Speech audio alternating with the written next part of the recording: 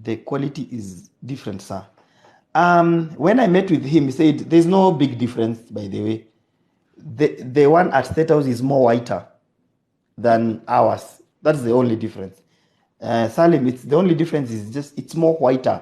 It's more whiter than the ones that is sold in the market. Yeah, because the ones that is sold in the market utaona haiko white sana, iko na two markings, to a brownish, to a blackish when you look at it very well. But your State House, it's so white, it's completely white. Aina quality is the same, it's just the nini, the whatever, the color. So when we are talking about savings, we are talking about a mindset. Hoarder's mindset, that is the dominant, which translates to scarcity. And I'll now that's where I'll base it. Accumulator mindset ni mtu man accumulate tu, anataka ku accumulate things but hawezi release. Hoarder's mindset is like hoarding. So unajua kama hoarding ni kama hawker hoarding, you're hoarding something. Na hiyo ndio imekuwa dominant with all of us. Now we come in. Why are we not performing the way we are supposed to perform? And yet we were given a mandate by God from the beginning. One of the biggest challenge and one of the biggest problems that even we are suffering from now is a scarcity mentality. So the scarcity mentality started way back in the story of Moses. Okay? Way back. And I'll tell you, kuja kujua watu walizunguka kwa nini 40 years. Kwa wanazunguka tu, wanaizunguka. These guys, God amewaambia, God has told them, I'm giving you manna, bread and meat for you. I'm providing for you. And God gave them a very specific instruction. When you eat, please do not store. Kula ya leo, because I'm going to provide for tomorrow. Yeah? I'll provide for tomorrow. What did these guys do? Wakona, oh God, this is tumtrust. Atumtrust. Umzae sioni, kuna. Umzae simtrust. What happened? These guys came and stored the food. In the morning, ilikuwa imeoza. God was mad, akasema, hii akili, sitaki iende the promised land. Akawazungusha. Aliwazungusha before ingie promised land. Alizungusha hawa Kenya, mimi najua naita wa Kenya. Alizungusha hawa Kenya 40 years, a journey of 11 days. 40 years because of that mentality, scarcity mentality. Tunakoga na hiyo. That's why you'll see most of our politics and more politicians and leaders, they have scarcity mentality. And the most Africa, we have everything that we need. But the problem is we have the scarcity mentality. And this is one of the things that it took me like 3 years to cut it off. Scarcity, if you want to check the people who have scarcity mentality, have you ever gone to a birthday or let me say a wedding? Unaona mtu ameweka food kwa plate, kwa plate. Ameweka mpaka anaweza sahau mpaka yake maua ya decoration. Ameweka chakula amejaza, ameweka mpaka watermelon na everything. Unaona? So now, if you want to know a scarcity mentality kind of a person, that is the person to watch. Unajua tu huyu mtu, he has a long way to go. And ladies and gentlemen, most of us, actually 95% of us African, we miss our blessings, we miss our productivity because of that mentality, scarcity mentality. That you feel like tomorrow you're not going to eat. Unachukua, unaiba, everything. You want to store money. You want to store properties that you can't even use.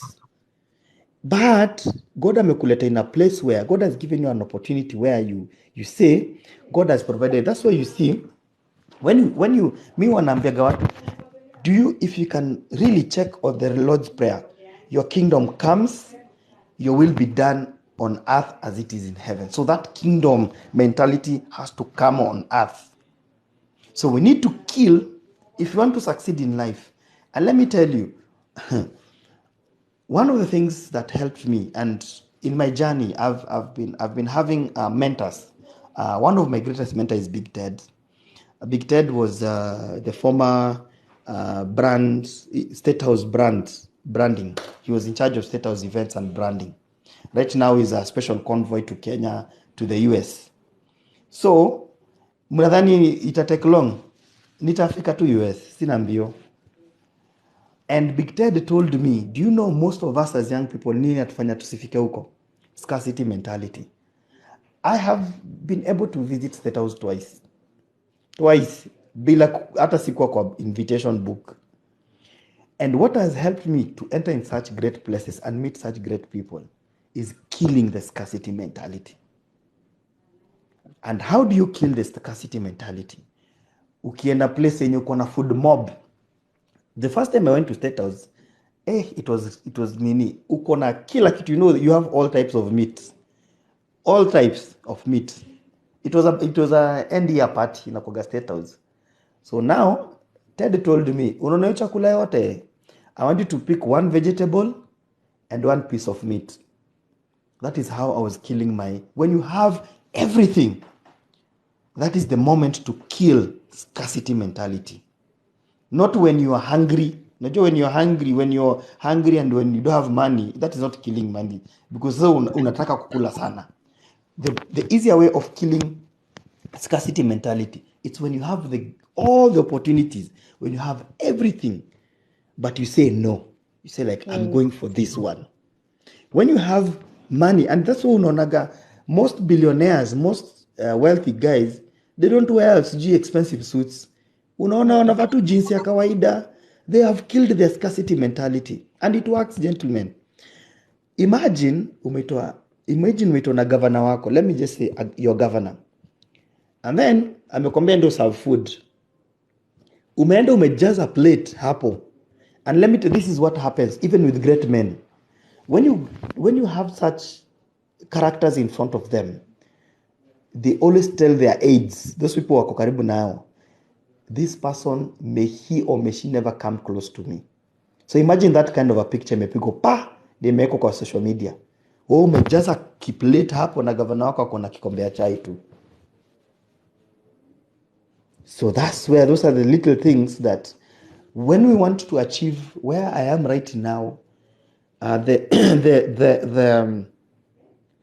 people that I engage with, the people who are in my circle, the people who are in my I always call them my my investment circle, the big people, the nini that I have.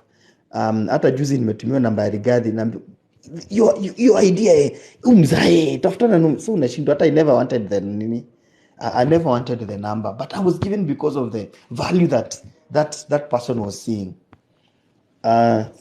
Okay, sawa, let me explain. Elaborate on scarcity mentality. Nimesema tu hivi, Salim. The scarcity mentality nime explain tu. Ushaona kwa wedding or in a bash, umeenda bash, unaona mtu amejaza kwa plate vitu mingi, ameka mpaka fruits juu ya chapati, juu ya supu, amejaza. That is one person who has scarcity mentality. Even our politicians have scarcity mentality. You could guess wakati walikuwa wanafanyia vetting our cabinet secretaries. You just see someone who is lying. Unaona tu mzae. So akiambia, how did you accumulate this wealth? Scarcity mentality. And that's the problem that we have as Africans. We want to accumulate. We have to want to accumulate. Atilo nataka tu, hapana, hii bilioni moja itatutosha. Kuna character, kuna kakara zingine. That's why we are corrupt leaders, because of scarcity mentality. We are so corrupt because why do you need $1 billion that you can spend 100? Can you spend? Yes. And that is, yes, thank you so much, Miss Ngugi. Unaogopa kesho, unaona kama kesho utadai, usipoibe hiyo 1 billion. Yeah. So we come to a place where we need to understand that there are two behaviors of man in economics, yeah? And let me tell you, there are two things that are always being sold. I'm halfway my presentation. Two things about scarcity. There are two things that are always being sold to us. Number one, if you're writing, greed. Number two, fear. And when Greed influence man's behavior, the love of money. You to greed, nataka tu kuwa na domob. And it says, actually the Bible says the love of money is the root of all evil. So now what do we need to do? We need to tame our greed. Greed is a product that is sold so well, inakuwa sold so well, and people can, if anyone can get greed, najua kuna watu, you remember all the pyramid scheme, sita mention Daisy but may mention too. The pyramid schemes is a product of greed. Unaambiwa ukitoa 2,000 sahi hapa, kesho uko na 5,000. That product is being sold even right now as you speak. Most of us have been victim of greed. And what they do, when you inject greed into people's mind, they bet. They don't even think. They bet a lot. That's why you see Kenya betting platforms ziko kama zote, because what they are selling is greed. Weka hii upate hii, weka hii upate hii. Greed.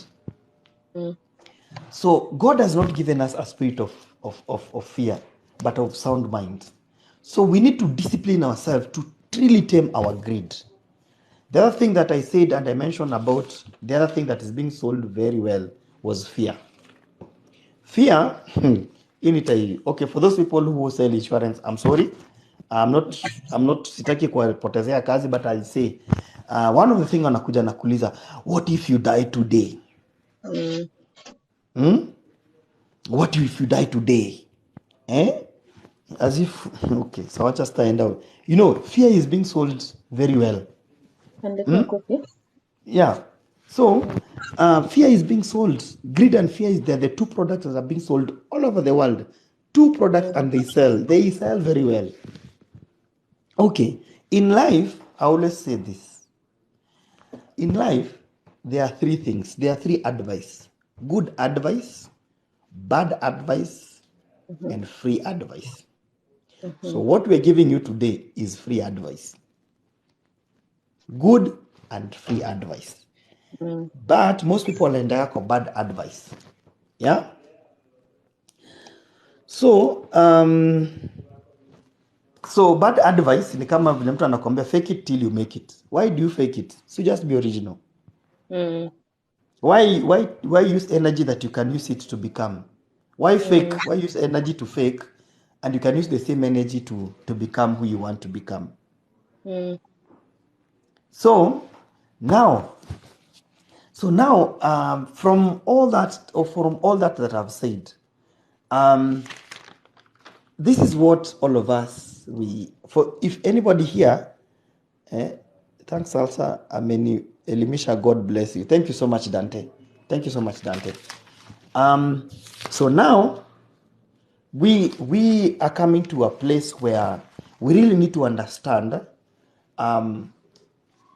how money comes into form, because I'll take us a tour on how exchange and how we've come to where we are right now.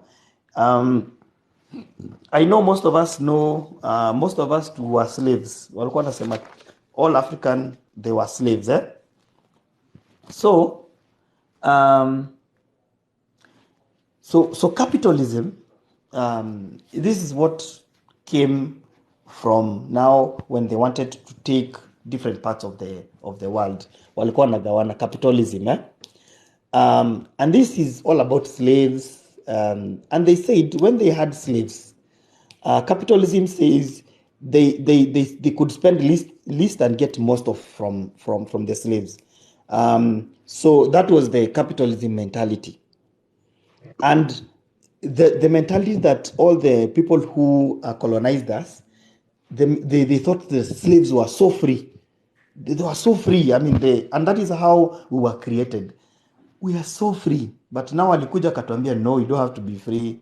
Hapana, lazima. So the first time it was introduced was capitalism.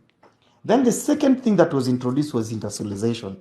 So the slaves had to feed and house for themselves. So the first one ilikuwa ni these guys walikuja wakatoka kwa slaves. So it became so expensive because they had to feed the slaves, they had to clothe the slave, they had to use water to wash. So wakaona ai, hapana, hao watu hapana. Then they broke out into industrialization. So the slaves had to feed themselves and house themselves. But now there was a challenge. The challenge was slaves had emotional barriers. Emotional barriers ni ile yenye nikikasirika sitafanya job leo. Yani they have emotions or there were heartbreaks, a lot of things, there were emotional barriers. Then tukasonga mbele tukakuja tech era. We don't need free slaves that have emotional barriers. That's why that's why you find now technology came in. That's why Facebook, people can bash you on Facebook because Facebook has no aina emotional barriers. So as much as you will complain, that's why unaona kama TikTok. Do you know why TikTok was formed? Because these guys noted human beings don't have self-confidence. Human beings. And I can tell you, see, we were when we started, we were around 170 something. Right now, we are 67. Because what we are giving here, hautaipata kwa any TikTok challenge. When you go to a live right now, there's a lady anakwaka amevaa ka short dress na ka cleavage kanaonekana. Why I'm telling you, unapata hapo watu wamejaa karibu 700 and something. Likes ziko karibu 20,000 likes. And she's not doing anything. Why? Technology. Technology does not have emotional barriers. So technology right now does not haina. Technology is tech slaves are, ndo maana unaona Bitcoin iko ndani ya mix because it's algorithm. Betting iko hapo. Unaona? Because technology has no fear, has no emotions and all that. Now, when we talk about money, how money comes and function of money? Because now we've talked about the mentality and what we need to do. So now, there are three kinds of people when you talk about money. Hello? Yes. Okay. So there are three kinds of people when you talk about money. The people who earn money. Thank you. That is true, Salt. Thank you so much, Max. There are three kinds of people. Number one, there are people who earn money. Number two, there are people who manage money. Number three, there are people who multiply money. So out of the three, I know all the 63 people who are in here can actually say where they belong. You can feel yourself. I belong to people who earn money. I belong to people who manage money. I belong to people who multiply money. Okay. So now, what is money? Sijui tuulize swali ama tuachi hapo tu. Okay. Someone can tell me what is the two functions of money? Someone, the two functions of money. Money. Yes, that's a question. Tukekelea so mbili ndio tunakuwa active. Tumekelea so mbili kwa meza. We are betting. One vile greed. That is greed. No, but we are learning. Who can tell me two functions of money? Functions of money. Create sustainable economy. It's a medium of exchange, buy, selling. Thank you. And this Anita coin, there are only two functions of money. Two functions of money, medium of exchange. Nakumbuka hii tukifundishwa business education, business or commerce. When you talk about commerce, store of value, Rosie, that is nice. What I'm going to share today, people, you'll get another. That's how the kingdom mentality, kind of the functions of money. Okay, let me, for the sake of time, so that now we finish early, then we also share the jobs that are available. Unit of account. Okay, so now let me share something. This is kwani hizo mbili watu wataki. Anyway, research. Anyway, number one, the function of money. Number one, the function reward for value. Miss Ngugi uko halfway. Number one function of money is the double coincidence of want. Ngoja tu kidogo. Money is the double coincidence of want. And this is liquidity. This I'll base it with, you remember those times where in those days we had barter trade, yeah? The first time ilikuwa ni clay tablet, then it came to salt, then gold, then silver, all those, and then money. So barter trade, this is what was happening in African setting. Unahitaji ng'ombe, sawa? Wewe unataka ng'ombe. Na mimi nikikupea ng'ombe, na mimi nahitaji mahindi. Lakini sasa wewe una mahindi. Mimi niko na ng'ombe lakini wewe una mahindi. So there was that coincidence of the double coincidence of ones. So money came to solve that. Number one, it solved the problem of double coincidence of want. I want this and you don't have this. So the only thing that could come in between was money. So when you have money, equalize that coincidence of want. Number two, money is a carrier of trust. That I've given you this money, nakupa hii do nikijua tu hii shati nikivaa itanitoa poa. Yeah, that's new. Yeah. So money is a carrier of trust. When you understand the function of money, it will help you. Itakusaidia sana. So number one, and this is the best, this number two is my best of all. The best of all, number two, the carrier of trust. Money is a carrier of trust. When you go and pay Nyawira that 1,500, you are assured, you trust her that she will give you a good CV upgrade. You get? So now, when we understand that money is a carrier of trust, can you trust someone giving you nothing? You know, that's what we are selling. Hizi ma contract that tunapewa, we are selling air. You know, that air is not even hot. It's air. Tunauza kitu hakuna. So that's where the trust breaks in. Hakuna. That money has no trust in it.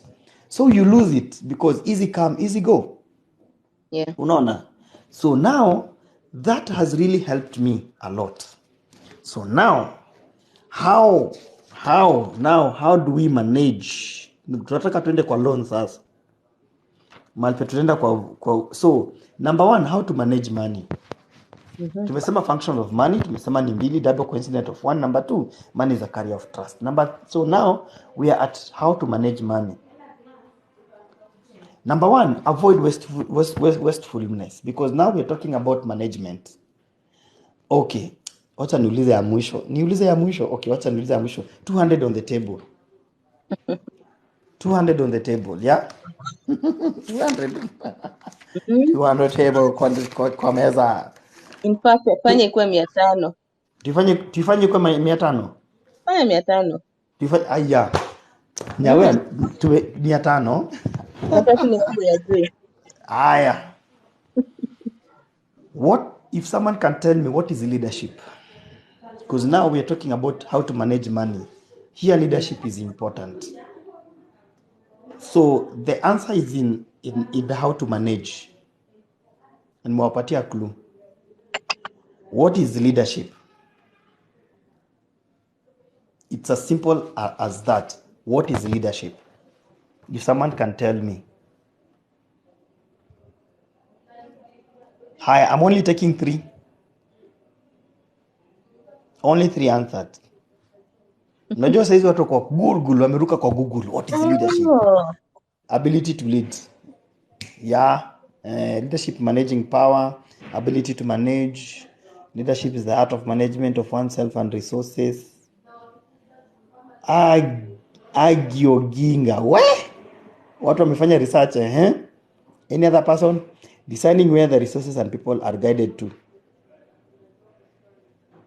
Okay, ability to engage and manage.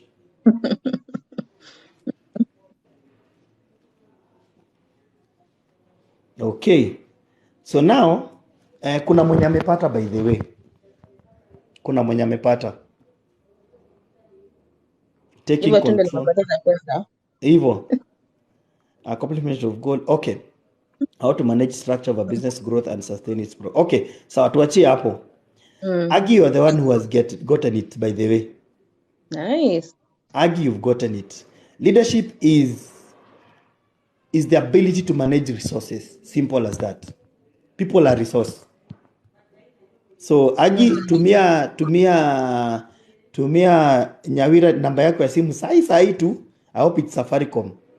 Usotiwe, so ndio story ishie hapo. It's as simple as that. It's about managing of resources. If you can be able to manage the resources, whether it's money, whether it's business, whether it's what, it's managing resources. So leadership is all about managing of resources. Okay, now we are now how to manage money. Number 1, avoid wastefulness. Number 2, know where and how to invest. Don't invest to hivi. Know where and how to invest. And if you don't know, reach to someone, reach to us. We will share with you where to invest. Number 3, stop showing you're manly. Stop competing for nothing. Yeah, stop competing for nothing. Unajua Nyawe ako na gari, mimi sina gari, by the way. So now mimi nataka compete na Nyawe. Nasema hata mimi nataka niende nichukue loan nikoe na gari. My friend, ujui Nyawe kama yake alipo ni gift. Haujui alienda akatafuta hapi pesa na akanunua gari yake. Wewe unataka mimi nataka kuwa kama Nyawe. The only thing is nataka tu a means of transport from where I come from and to my office. So if I get a cab, si nimedrive bado na simefika job. So the only thing is the means of transport. So the 3 things will assist you in managing money. So now twende sasa kwa loans. How to avoid loans. For the first, I'm celebrating my 5 years out of loans. Hata kopa credo sijakopa. Hata sijui fuliza watu wanafulizaga aje. 5 years out of loans. Yes. And this has helped me so much. These ones, zenye nawaambia, I have like 6 pointers. Yeah? 6 pointers. Kujua nani? Nataka kujua pia. Also want to know who here does not have a loan. Hata ya kopa credo, hata ya Yes. Nani hana? Na pia how long? Yours truly, how many years? Ndio tuone kama Nyawe atatubaia keki ya celebrate birthday. How many years? Me, I don't. Sasa hiyo ni gani? Mimi wamekuja wengi. Niko nayo planning to take another one. Favored Agi, thank you so much for being honest. Favored Agi, niko na credo yako ya so. Inbox me your number. I'll send you a credit ya so. Thank you for being honest. Niko now and I'm planning to take another one. But me ujipata naokoa once in a while. Okay. Thank you so much for being honest. I don't since memorial times. Nilianza ni September, not taking loans. Mimi, okay. Sawa. So I think we are several of us who have stayed out. For me, it's been 5 years. And I thank God for that. And it has been, and I remember those times wakati walikuwa wanaleta branch, it was so good. Kwanza Tala ilinitesa. Wow. Guy, Mungu anisaidie sana. Kwanza ibe dakika moja wako. Okay, so Kwanza, one thing that I fear is these companies, these small businesses that come to your business place, wanakuambia tunaweza kupatia loans 20, 40, 50. Ogopa watu. The minute you're not able to pay, wanakufagia. They sweep your house, they sweep your business, and their interest is ndio kulipa. But kama kuna watu wabaya, Loans, hizi loans acha na haki na mkopa na nini. There are companies, small businesses, enterprises By the who kuja way. kupatiana loan. Ask business people, they'll tell you what happened to them. It's crazy. Mbaya sana. Yeah. Pole sasa, back to you. It's okay. So the function of loans, I'll take two. I'll just tell two that are main. You see all these mobile loans, they are not meant for 30 days, people who wanafanya 30 days. It was meant for business people. In the next 48 hours umerudisha, because it's the function of loan is to upscale. Ni kuinua biashara. Haikukuja unakopa ndio uanze biashara, because if you are starting biashara huwa inaenda a loss, so how are you going to repay? The other thing that I would also want, kuna watu wanakwambia we can give even a mortgage. Najua watu wengine wanapenda sana ati own a house. Do you know, if anybody go and do research, do you know the meaning of mortgage? Go and look the Hindus. Have you ever seen Hindus doing mortgage? You'll never see Hindus doing mortgage. They say Hindu, the meaning of, is it in Spanish or Greek? One of the two. Mortgage means death sentence. It's as simple as that, death sentence. Mortgage, yes, 6.2, a house. Mortgage, the simple term mortgage means death sentence. It's as simple as that. So when you're doing, unaonaka advert zimeletwa mpaka unaambia, what if you own a house? They sell you greed. You want to own a house? Mortgage. Afadhali uchange, save, hata kama ni kusave kwa sako. Then come and tell them, nataka kujijengea. Unajua hata kama unaishi kwa plot yako 1/8, you know, a 1/8 na unaishi kwa nyumba ya matope, ama unaishi kwa nyumba ya mabati, ni kwa shamba yako, that's your house. Nobody, no landlord will come and ask you for rent. You know, it was so attractive, but my landlord advised me not to do. Please, yours truly, never. Mortgage utashindwa kulipa. Yeah, unalipa, and that's why you see most of the landlords, they have mortgaged their whatever, their rentals.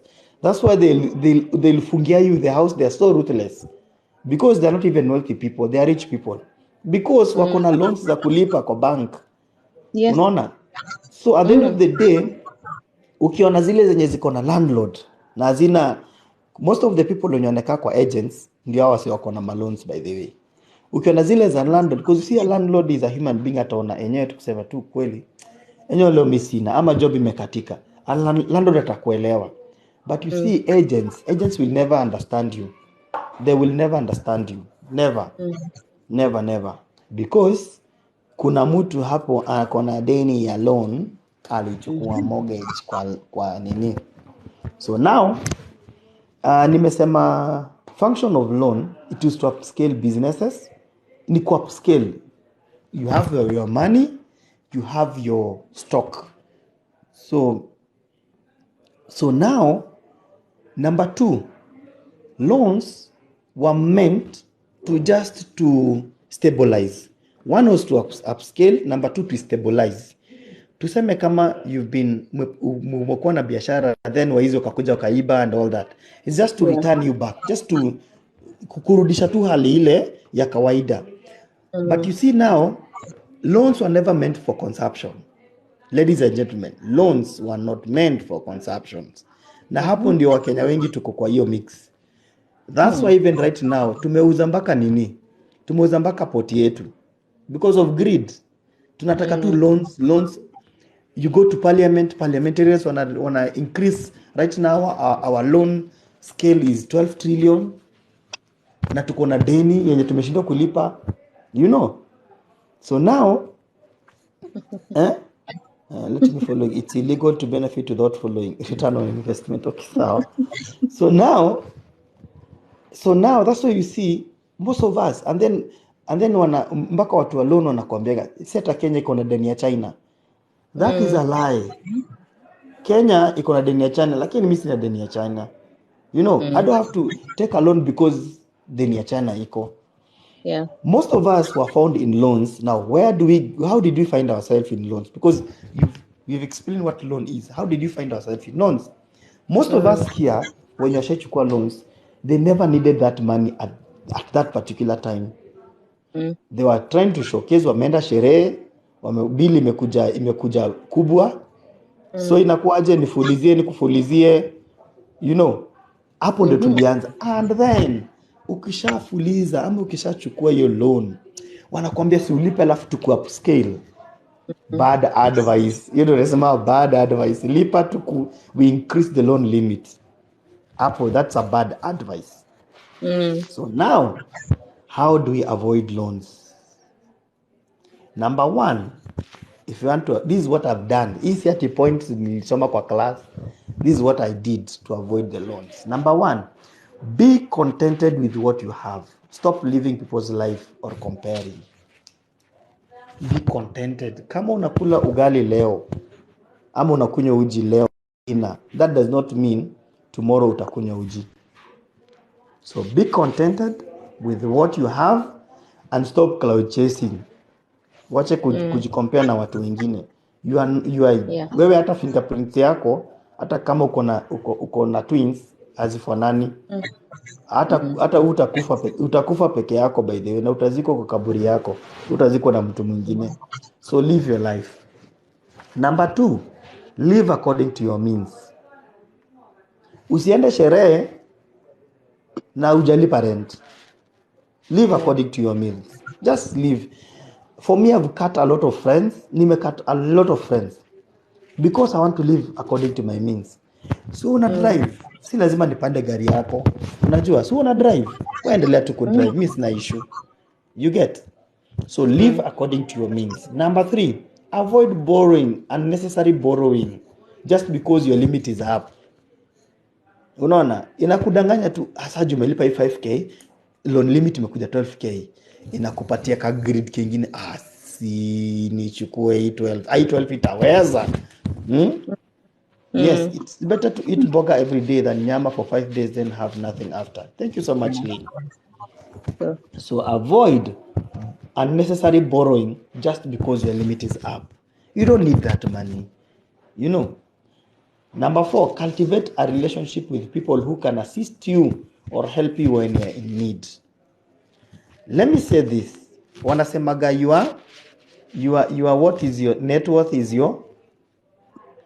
Wanasemaga your network is your net worth. Sai, let me tell you. Not everything. You know, you are people. Yeah? There are people, let me tell you this. There are people that I know, I have a list of like najua watu, like these 20 people that I have in my contacts. If I tell them maze nini pesa yangu imechelewa, I have people who have owe me money and naona ni kama siku ya kufungiwa nyumba imefika, can you assist me? They will assist me.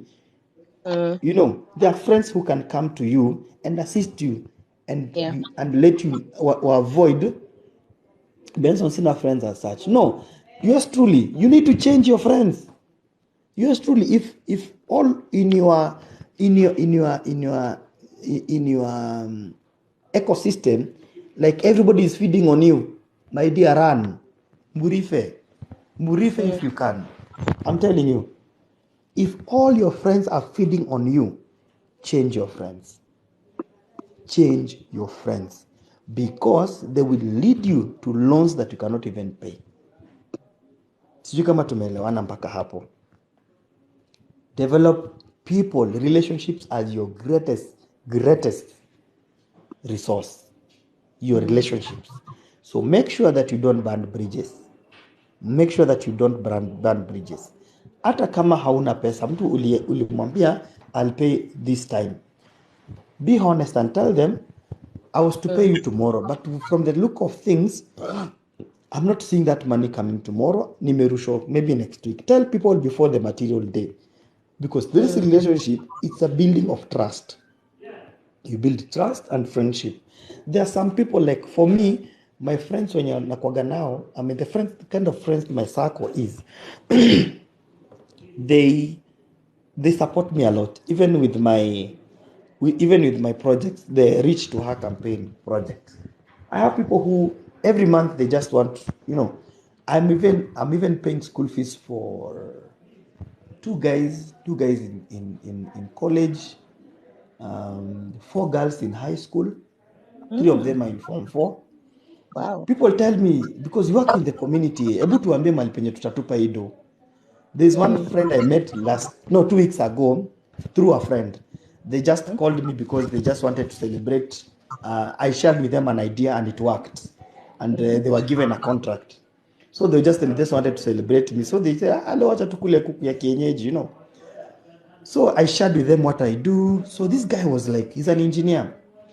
And he told me, do you know when I go to nikienda sherehe Friday, Saturday, Sunday, I use more than 40K for a weekend. Mpaka akasema, now aki ya Mungu, I wish this 40K I would have transformed four children or 4 families. So if each family ningewapatia 10,000 saizi ningekuwa nimefungukiwa sana. But you see, alitumia kwa nini? Sherehe. So their friends akaniambia, now James, look for me, unitafutie 2 people wanafunzi wenye the needy families, nitakuwa nawabaia shopping every month worth of 10K. So your circle, your relationship is very important. And if your relationship, every friend that you have, they are feeding on you, run. Number 5, have a culture of giving without expecting. It works, ladies and gentlemen, it works. Have a culture of just giving without expecting a return.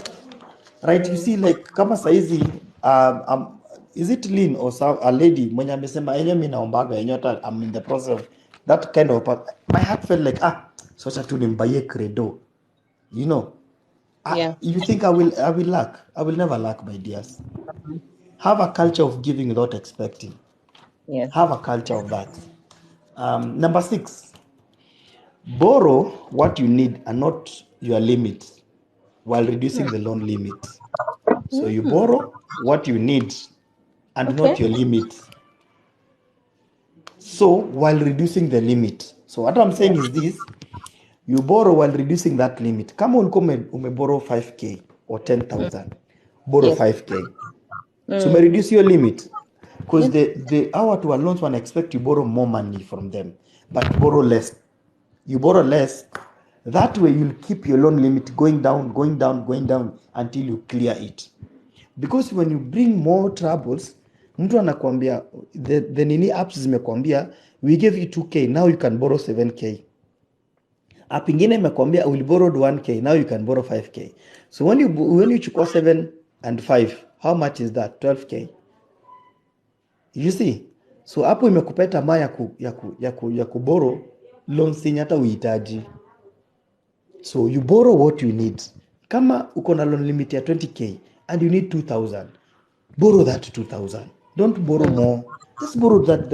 It will discipline you to reducing on your loans, and in the near future you'll get out of the loans. So I hope kama sijasaidia mtu from the kingdom mentality, when you don't kill the scarcity mentality, you find yourself borrowing, you find yourself in places where you don't want to be. And let me say something, 4 things that I want to mention as I finish. I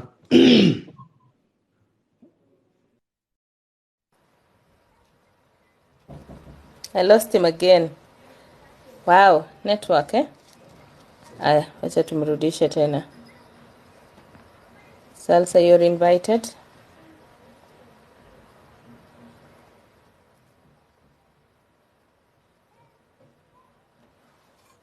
Nelly says, you know, of a very bright girl.